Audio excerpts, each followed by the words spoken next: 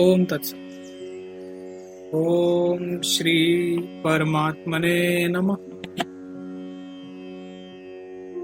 ओम श्री गुरुवे नमः।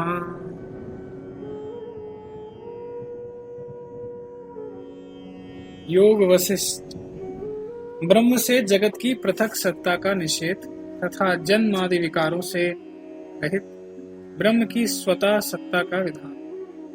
कुंभ ने कहा, राजन, जिसमें कारणता है उसका वह कार्य सिद्ध हो सकता है। वास्तव में जो निर्विशेष ब्रह्म है वह तो किसी का कारण ही नहीं, फिर उससे कार्य होगा ही कैसे? जो कार्य कारण से उत्पन्न होता है वह कारण के सदृश होता है।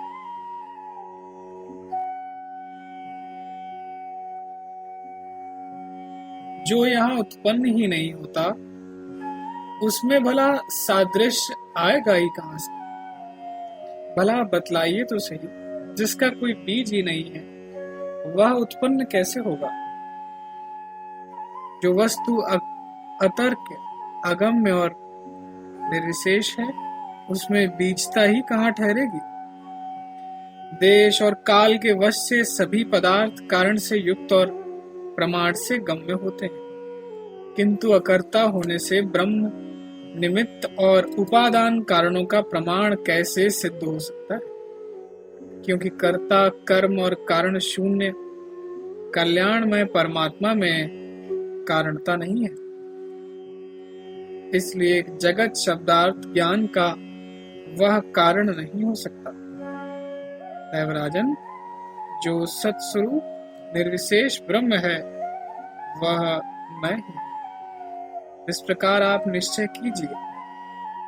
यह प्रतीत होने वाला जगत अज्ञानियों की दृष्टि में ही सत्य है, क्योंकि वह एक अद्वितीय चिन्मय अजर और शांत निर्विशेष ब्रह्म ही वास्तव में प्रमाणित है। किंतु अलाद चक्र के सदृश ब्रह्म आकृति जो यहाँ जगत चित्त आदि दिखाई देता है वह मृत कृष्णा जल, दृष्टि दोष से दो चंद्रमा आदि की भ्रांति तथा बाल कल्पित प्रेत आदि की भांति जो जगत सर्वथा भ्रमात्मक है वह भला सत्य नाम से कैसे कहा जा सकता?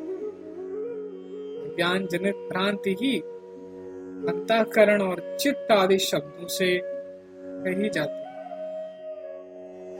जैसे मरुमरीचिका में प्रतीत होने वाले जल का ज्ञान यह जल नहीं है इस यथार्थ ज्ञान से नष्ट हो जाता है, वैसे ही यह चित्त है। इस रूप से हृदय में दृढ़ हुआ जो अज्ञानात्मक विकार है वह यह चित्त नहीं, इस यथार्थ ज्ञान से समूल विनष्ट हो जाता है। जैसे अज्ञान भ्रम से उत्पन्न हुई रज्जु में सर्प रूपता यह सर्प नहीं, इस तरह के हृदय में दृढ़ हुए यथार्थ ज्ञान से नष्ट हो जाती है, वैसे ही आत्मा में अज्ञान भ्रम से उत्पन्न हुआ मनोरूप चित्त यह चित्त नहीं है, इस तरह के हृदय में दृढ़ हुए यथार्थ विज्ञान से विनष्ट हो जाता है। मन, बुद्धि, चित्त, अहंकार आदि सारे पदार्थ हृदय में अज्ञान से उत्पन्न हुए।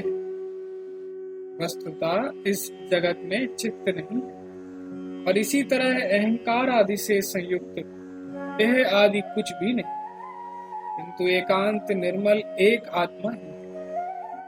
अज्ञानी जीवों के द्वारा ही अज्ञान से मन, बुद्धि, चित्त, अहंकार की रचना की गई है, किंतु आज आपने संकल्प के अभाव के द्वारा उन सब का परित्याग कर दिया है। क्योंकि जो पदार्थ संकल्प से आता है उसका संकल्प का अभाव होते ही विनाश हो जाता है। जैसे जल से समुद्र परिपूर्ण है वैसे ही सच्चिदानंद घन परमात्म तत्व से यह सारा संसार परिपूर्ण है। न मैं हूं ना आप है, ना अन्य है, ना ये सब पदार्थ है, ना चित्त है, ना इंद्रियां और ना आकाश ही है। केवल एक विज्ञान आनंद घन विशुद्ध परमात्मा ही। घट पट आदि दृश्य जगत के आकाश रूप से एक वह परमात्मा ही दिखाई देता। यह चित्त है, यह मैं इत्यादि जो असत्य कल्पनाएं हैं महीपते, वास्तव में तो इस त्रैलोक्य में ना कोई जन्म लेता है और ना कोई मरता ही है। सत और असत भावना रूप यह केवल चेतन का संकल्प मात्र है।